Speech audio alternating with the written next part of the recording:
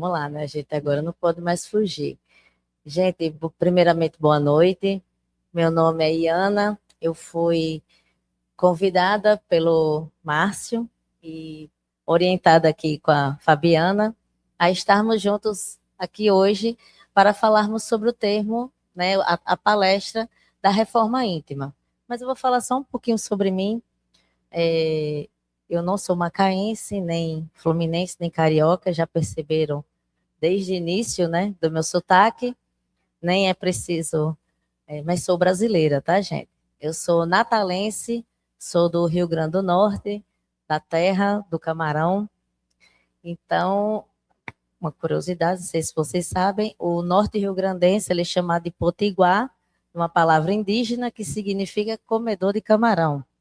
Então, vim para Macaé outras vezes e estou aqui há 1 ano e meio, a trabalho, mas tenho uma tia aqui, 2 primos, e a minha construção dentro da doutrina espírita se iniciou desde a infância. Eu fui evangelizada num grupo espírita, na casa espírita, pelo alguém aqui já deve conhecer o Jacomelo, que ele foi o presidente da casa, onde eu fui evangelizada na doutrina, e depois da vida adulta, né, segui o caminho por outras casas até permanecer durante 3 anos e meio na Sociedade Espírita Joana de Ângeles, lá de Natal, que inclusive em Rio das Ostras existe uma casa também de Joana de Ângeles. Então, comecei nessa, vamos dizer assim, nessa seara de aprendizado, de palestras, e já vou pedir a desculpa, né, que caso eu fale alguma coisa, confesso que estou um pouco nervosa, né, porque é a primeira vez aqui na casa, e agradecer a confiança e de aprendizado, e saibam que estou aprendendo tanto quanto vocês, certo? Então, vamos lá. Reforma íntima. Alguém aqui já parou para pensar na palavra reforma? Reforma. Vamos lá. Se a gente pegar a palavra reforma no conceito do dicionário, né? Todo sufixo, ou seja, toda essa palavrinha que vem re antes de uma palavra, significa que aquilo vai ser feito de uma outra forma. Então, se é reforma, era algo que estava estruturado e ele sofreu uma modificação naquela estrutura, ok? Então, reencarnação. Encarnamos novamente. Foi igual à passada? Não. A reforma, a palavra reforma já está dizendo. É algo que foi reestruturado, uma mudança, uma modificação naquilo que já estava presente, certo? Então, vamos lá. O que é uma reforma? Quando a gente fala de reforma, a primeira coisa que vem na nossa mente é o quê? Reforma da casa. Obra. Obra. Alguém aqui já passou por uma obra? Que maravilha. Que bênção. É uma obra, né? Mas ela teve um motivo, né? Você reformou por algum motivo. Ok? Então, quando a gente pensa em reforma, a gente já pensa na nossa casa. Vocês pararam para pensar por o que foi que aconteceu com vocês que lhe motivaram a reformar a casa? Melhoria. Era para melhor. Às vezes, por muitas vezes, melhora. Demora? Demora. Mas a gente olha para o chão. Eu moro numa casa que tem areia, num piso de areia. Começa a trabalhar, juntar um dinheirinho para colocar um piso. Por que a gente sabe que morar no piso é melhor do que morar na areia? Qual o benefício que isso traz para mim? Por exemplo, eu como enfermeira, né? Por exemplo, a gente sabe que a areia traz contaminação. Então, eu vou colocar um piso lá que eu consiga melhorar a minha saúde, por exemplo. Por que que quando eu vejo que na minha casa não tem banheiro, por que que aquilo me estimula a colocar um banheiro lá? Porque aquilo vai trazer melhoria para o meu bem-estar, para a minha saúde. E pasmem, 53% da população brasileira não tem saneamento básico. E mais da metade desse valor não tem banheiro em casa. Então, quando a gente olha para a nossa casa e vê ela aqui, a fachada, a pintura, o piso, o banheiro, a gente quer transformar. E a gente se dedica, não é verdade? A gente junta, a gente deixa de sair, a gente bota na poupança, a gente investe no sei o quê, a gente faz um financiamento, a gente investe pra caramba para melhorar aquele lugar que a gente é o nosso lar, o nosso conforto, é para onde a gente volta depois de um dia de trabalho, depois de um dia estressante. Então, todos nós aqui estamos pensando na nossa casa para melhorias. Depois que a gente passa, eu tenho certeza que depois da obra, que vocês já passaram, eu tenho certeza que aquilo dali que passou 1 ano, 6 meses, 1 ano e meio, às vezes até mais tempo, aquilo transformou de forma bem confortável, agradável, e foi um trabalho a ser construído. Então, a gente passou de uma casa que, a princípio, não me trazia conforto, não me trazia saúde, não me trazia bem-estar, para algo prazeroso aqui. Estão vendo que houve melhora. A casa aí foi pintada. Ah, vocês estão vendo aqui, não sei se conseguem ver, mas aqui, ó, gramado, botaram plantas, melhoraram as portas. Então, quando a gente olha para a primeira imagem aqui, a gente tem até um certo desconforto. E olha que eu trouxe uma casa dentro da nossa sociedade, inclusive uma casa até boa, né? Então, quando a gente olha para essa daqui, parece uma casa de condomínio fechado, né? Olha que maravilha. Até o piso da frente aqui da entrada melhorou. Tudo bem. Então, vamos correlacionar a reforma da casa com a reforma íntima. Aí está aqui, ó, a reforma íntima, o caminho do autoconhecimento e da transformação moral à luz do Espiritismo. De onde é que eu fui, nesse meu tema que eu fui estudando, a gente começa a buscar os nossos, vamos dizer assim, a nossa base da nossa doutrina, certo? Então, no Evangelho, no capítulo 17, está assim: reconhece-se o verdadeiro espírita pela sua transformação moral e pelos esforços que faz para domar suas más inclinações. Eu acho que todo espírita já ouviu essa frase, né? Eu acredito que sim. Dava até para colocar numa blusa, porque já é fato. Eu tenho, inclusive, uma coisa interessante para dizer para vocês, que hoje já não se reconhece o espírito somente, o espírita, o verdadeiro espírita, por essa questão das más inclinações. Porém, as pessoas já nos reconhecem como pessoas que estão em busca de melhora. Não sei se já aconteceu aqui com vocês, de dizerem assim: você é espírita? Mas porque a gente é melhor do que ninguém? Não, mas porque a gente está tentando melhorar, certo? Então, vamos passar para frente. O autoconhecimento, o ponto de partida da reforma íntima. Quem realmente conhece você mesmo? Eu. Eu mesma. Não é verdade? Então, às vezes a gente fala assim: ah, mas eu quero que as pessoas vejam que eu sou boa, que eu sou isso, que eu sou aquilo. Mas isso realmente vai influenciar no meu autoconhecimento? Não, porque a gente pode forjar uma personalidade, não podemos?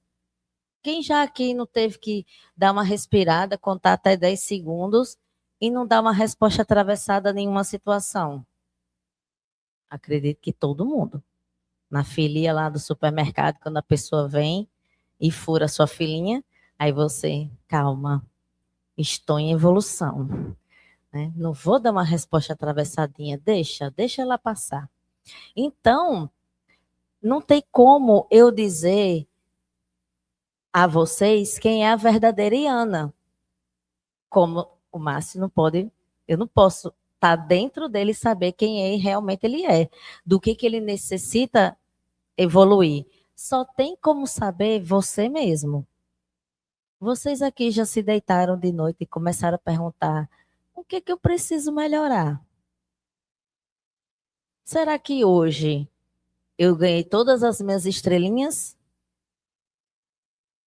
Onde é que eu estou, entre aspas, pecando? O que eu preciso melhorar? É na paciência? É na caridade? É no perdão? É no julgamento? É na crítica? Então, você só vai conseguir saber quem você é verdadeiramente se você começar a se perguntar: será que eu queria ser meu amigo? Será que eu queria trabalhar comigo? Será que eu queria ser a minha mãe? Mãe de mim mesma? Será que eu queria ser a minha irmã eu mesma? Então, é se perguntando que a gente começa a entender quem realmente nós somos, certo? Aí tá aqui, ó, sem conhecer a si, não há mudança verdadeira. Vocês já ouviram falar aquela pessoa assim: ah, eu sou assim, quem gosta de mim, gosta, quem não goste, não é verdade? Só que, é verdade, isso acontece bastante. Ah, esse é o meu jeito. Eu nunca, assim, e se eu tive esse pensamento um dia, eu fiz: não, se esse meu jeito eu não consigo viver comigo mesma, nem com outro, eu preciso mudar, não é verdade? Então, a gente não tem como mudar de verdade se a gente não reconhecer a própria falha. Isso é um ponto. Eu sou enfermeira, certo, gente? Mas isso na psicologia é você enfrentar você com você mesmo. É um autoenfrentamento. Então, a gente tem que começar a enxergar como seres falhos em aprendizagem. Porque aquele que já sabe de tudo é o famoso orgulhoso. Então, para ele, não tem flexibilidade, não é verdade? Então, não tem como a gente dar um passo para frente se a gente está querendo somente ficar estacionado, certo? Aí aqui é só uma imagem ilustrativa com relação a quem realmente somos. Nós sabemos da doutrina que somos, meu professor do ESD, ele dizia que nós éramos uma cebola. O professor do ESD aqui também dá esse exemplo, que já deu esse exemplo. Eu acho que é todo professor do ESD passa pela a mesma faculdade, né, do ESD, que a gente é uma cebola. A gente vai tirando a casquinha, aí tira um pedacinho da casquinha, aí tira aquela camada mais grossa. Aí a gente tem que saber se eu ainda estou na casca, se estou na segunda camada, na primeira camada. No miolinho, eu acho que todo mundo ainda está um pouco longe, né? Mas o meu professor do ESD era assim: Iana, qual a cebola que você é? Eu vi, mas tem muita casquinha ainda para tirar. Não cheguei nem na parte branca ainda, mas estou tirando. Estou arrancando os pedacinhos, mas estou tirando, certo? Aqui nossa cebola, ó. Viu, professor? Aí vamos lá. No livro dos Espíritos, existe, né, dentro do Pentateuco, o livro dos Espíritos. E ele faz uma pergunta bem interessante, na questão 909. Poderia sempre o homem, pelos seus esforços, vencer suas más inclinações? Os espíritos respondem: sim, e frequentemente fazendo esforços muito insignificantes. Eu participei de um projeto que trazia cuidados, né? A função maior deles era cuidados com crianças com vulnerabilidade social, de diversos tipos. E a presidente de lá era né, uma mulher de uma casa espírita. Então, além da parte educacional das crianças, de matemática, biologia, lá existia a evangelização.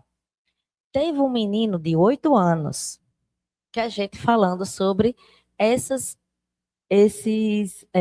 esforços insignificantes. Aí a gente perguntou a ele, o que é que as crianças, o que é que vocês entendem por esforços insignificantes? Aí o menino, É aqueles servicinhos que a gente tem que fazer todos os dias do bem.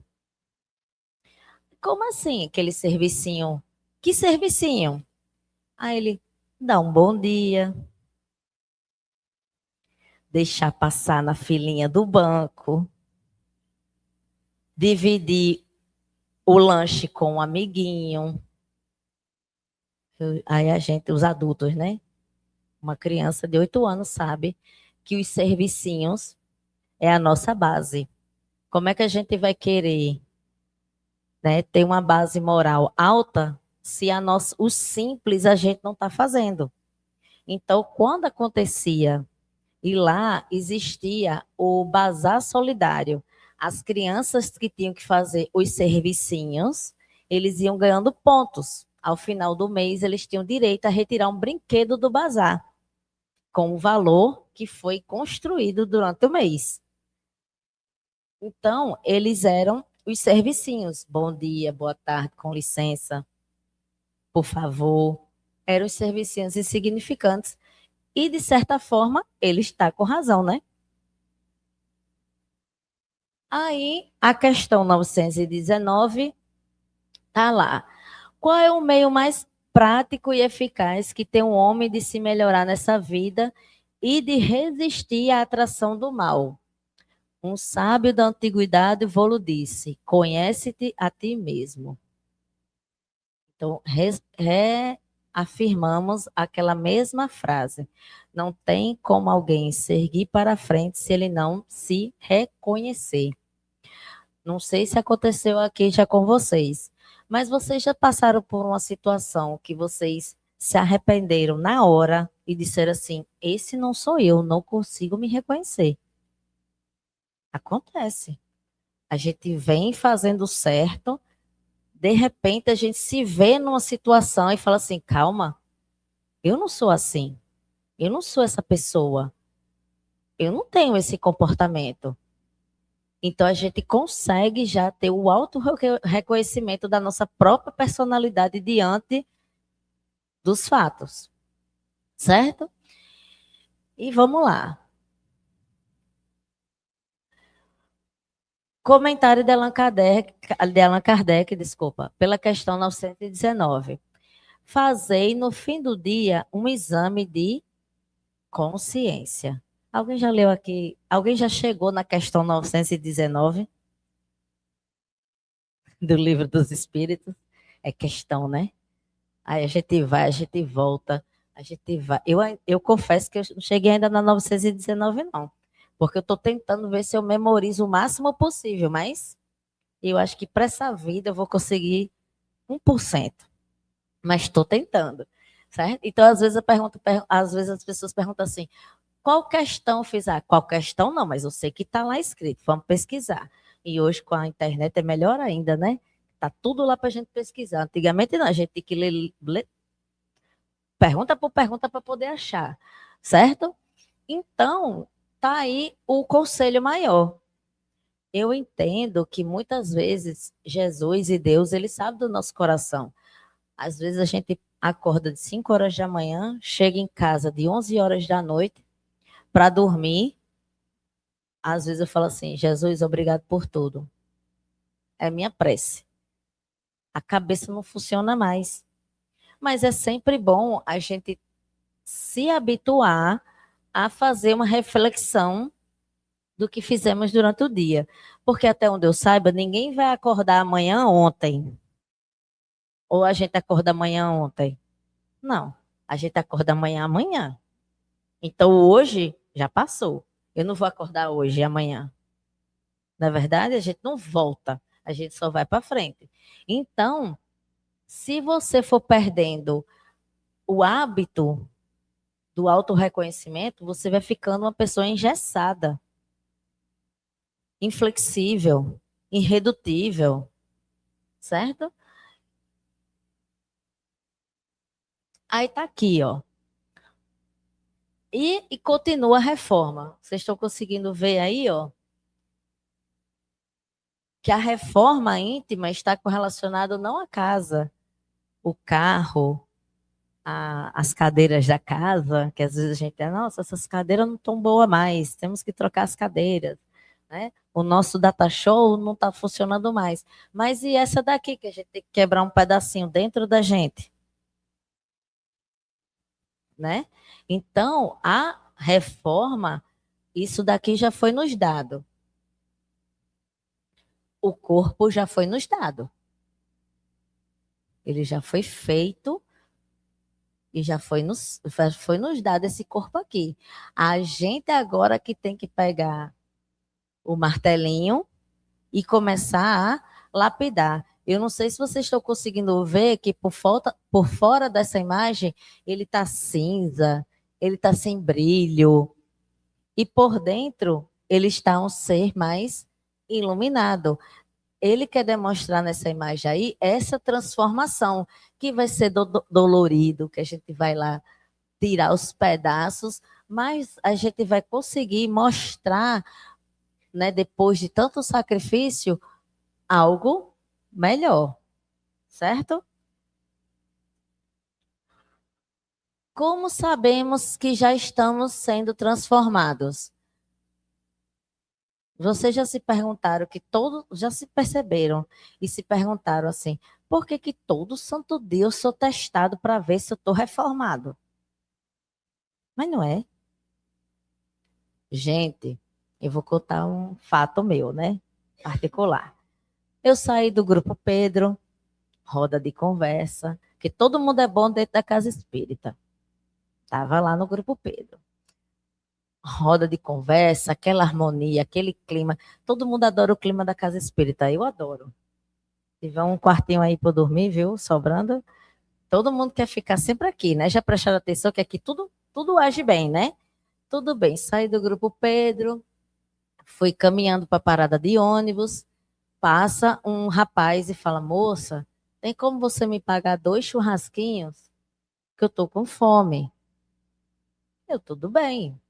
Paguei o churrasquinho. O churrasquinho também aqui no Rio de Janeiro é mais caro do que em Natal. Paguei o churrasquinho. Tudo bem. Comi o meu churrasquinho, dei o churrasquinho pro rapaz. Fui andando, né? Daqui a pouco vem uma pessoa com uma roupa da cor de marca-texto, laranja, da cabeça aos pés. Aí eu olhei assim pro céu, fiz aí, Jesus, tá querendo me complicar, né? Pô, já fui para a casa espírita, já dei a comida que tem fome, agora eu não posso nem criticar, né? É. Já se perguntaram que isso acontece o tempo todo? A gente vem, aí pega as compras da senhora, bota no carro, né? Aí faz toda que deixa ela passar na frente, pega a compra, aí a senhora vai pagar no Pix, começa aqui no telefone, ó. Cadê o banco? Que não abre, né? Aí começa a dar BO, você já tá aqui na cabeça. Isso é o que dá. Sai de casa, ninguém toma conta, não sabe para que vai ter celular. Por que não traz logo o dinheiro? Por que não paga logo? Mas não é? É, eu sei como é que é. Eu sei bem como é que é. Então a gente vai fazendo, aí Jesus fica assim, ó. Ah, tá fácil, ó. Ela tem o dinheiro, comprou a comida da pessoa que pediu. É fácil, ela tá lá na casa espírita. Agora eu vou botar uma senhora aqui, ó, com a roupa de marca-texto da cabeça aos pés, só para ver o que é que ela vai dizer. Aí eu, tá, tá bom, já entendi. Então a minha fragilidade é aonde? Na crítica, né? Não foi? Não é verdade? Aí, gente, antigamente, e isso ainda hoje não me incomoda mais, eu acho engraçado. Mas eu me incomodava.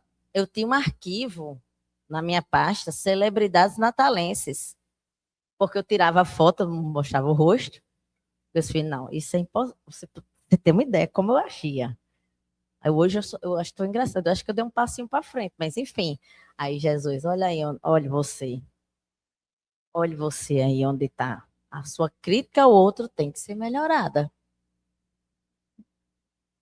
Ele vem dando uma chicotada de lá, ó, pá, na hora. Quase todo dia isso acontece, é porque a gente não percebe. Mas se a gente for parar para prestar atenção, todo santo dia a gente é testado com alguma coisa. Todos os dias, certo? Então, assim, como é que a gente já sabe que está transformado? Quando a gente começa a fazer pelo outro e por nós, sem crítica, sem julgamento, sem querer nada em troca. Não é verdade? É assim que a gente vê. Você quer ver uma outra? Eu estou aqui só me expondo, né? Teve uma pessoa que chegou falando mal de mim, sobre uma personalidade que eu não tenho, acreditava que não tinha, certo? Eu cheguei na casa espírita porque fulaninho falou mal de mim, falou disso, falou disso, falou disso, falou disso. Aí a senhora falou assim, sabe o que é isso, Ana? Vaidade. Você está querendo aplauso e não fazer o certo. Eu, oi? Mas não é verdade? Então, se você não tem, você não fez isso, você não tem essa personalidade, por que que você está se incomodando? Não faz sentido, não é? Então, eu fiz é mesmo. A gente quer aplauso mesmo. Então, hoje em dia, fale. Porque eu não sou assim, deixa o outro com o problema dele. O outro é o outro e eu sou eu. Aí vocês estão rindo, né? Então, a gente sabe quando está transformado, quando a gente passa por uma determinada situação e aquilo não nos entristece, não nos incomoda. Passa, aprendemos e pronto, já passou, certo? Então, aqui, ó, quando a gente começa a se transformar, a gente começa a praticar o quê? O amor e a caridade como expressão de reforma íntima. Então, a gente realmente começa a praticar melhor as nossas ações com o outro quando a gente começa a se transformar verdadeiramente, certo?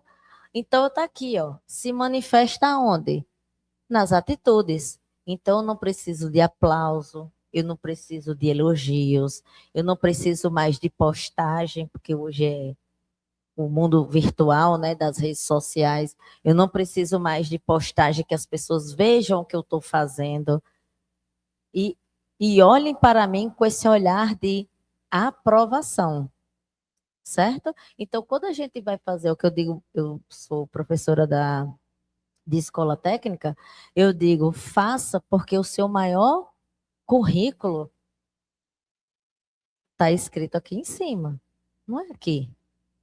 Então, a gente começa a fazer porque é o certo a se fazer e pronto, né? Aí tá aqui. Eu estou correndo, né? Tá no tempo. O que podemos fazer para manter a transformação? Porque vamos lá. Transformar-se é igual perder peso. O difícil não é perder. O difícil é manter. Porque até a gente transforma. Ah, eu vou parar de criticar meu coleguinha que está vindo, tem essa fala, alguma coisa do tipo. Mas aí manter, porque a gente pensa que não vai acontecer novamente, né? Porque vai acontecer várias vezes. Então tá aí, ó. A primeira é a vigilância. É o famoso orar e vigiar. Isso também devia estar na camisa do Sesc, né? Botar, vamos começar a colocar na camisa. Orar e vigiar. Então, é a vigilância. É o tempo todo.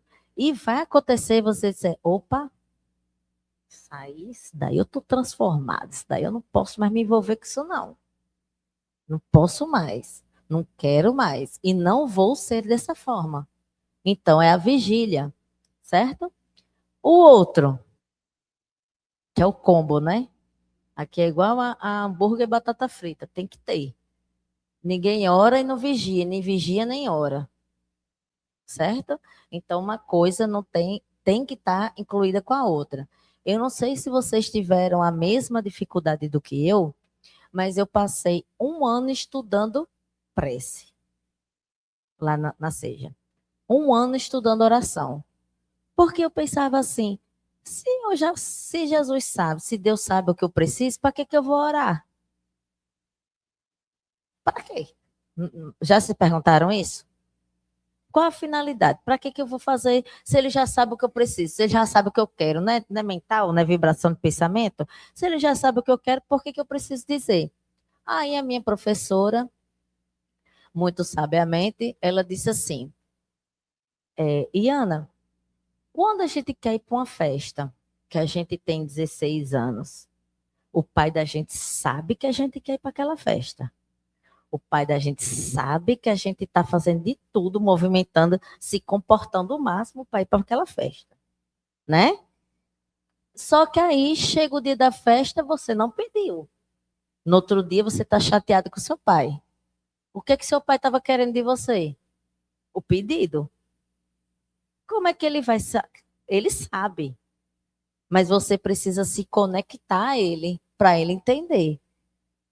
Ele vai querer que você vá? Não, mas ele vai querer que você peça. Porque ele vai saber o que é melhor para a gente. Ele vai deixar, porque tem a questão do livre-arbítrio. Ah, minha filha, pode ir. E eu achei essa explicação a melhor explicação possível com relação qual é a finalidade da oração. Então, por muitas vezes, o pai não vai deixar a gente ir para um lugar, porque ele sabe os perigos que temos, ele nos orienta, a gente teima. Não sei se essa palavra, lá na minha cidade a gente chama de teima. A gente teima e vai, e faz, e quebra a cara e volta, ou então a gente obedece. Aí depois vai ver que a festa deu errado, as coisas deram errado, e bem que meu pai tem razão. É basicamente isso, certo? O outro é a perseverança, que eu acho que o orar e vigiar ainda está mais fácil do que perseverar, né? Alguém aqui já fez dieta para perder peso? Pensa um negócio perseverante. E os amiguinhos que chegam para influenciar, para você comer o que não presta, para você faltar à academia. Ninguém te chama para ir para treinar, ninguém te chama para ir para palestra, ninguém te chama para a igreja. Agora, para faltar à academia, para beber ou para comer, tem. E você lá, perseverante. Aí você começa a ser chamado de chato, de egoísta, mas não é uma coisa que você está fazendo pelo seu bem, você não quer aquilo para você. E eu tenho certeza que todo mundo aconteceu já com isso aqui dentro da casa espírita. Quando a gente está querendo seguir aqui, começa. Alguém aqui já teve logo uma moleza, uma dor de cabeça, um sono inesperado, terça-feira, às 7 horas da noite? Né, Fabiana? Menina, o olho chega, pesa. Aí chega aquele seu amigo no WhatsApp. Ei, promoção no Cine Macaé. R$ 13, bora. Aí você, mas tinha palestra. Aí você vai. Então, perseverar é mais difícil do que reconhecer. É seguir perseverante. É muito complicado. Muito. Porque vamos ter essas atribuições, né? Vai ter. E vai ser bom também, porque muita gente forma grandes amizades dentro da casa espírita. Porque vai bater nas vibrações, o segmento, né? E a gente vai construindo laços aqui dentro. Porque vamos nos alinhando, os comuns se alinham entre si, né? Então, já vamos finalizar. Já foi muito rápido, né? Foi muito rápido. Eu espero, gente, esse é meu jeitinho, certo? Estou um pouco nervosa, já estou aqui com uma sudorese intensa, mas eu agradeço novamente o convite, a confiança e quem sabe, né? Vamos assim, nada é por acaso. Estamos aqui, todo mundo se conheceu por um motivo e espero que a gente ainda possa se encontrar mais outras vezes, né? Em outras oportunidades. Obrigada.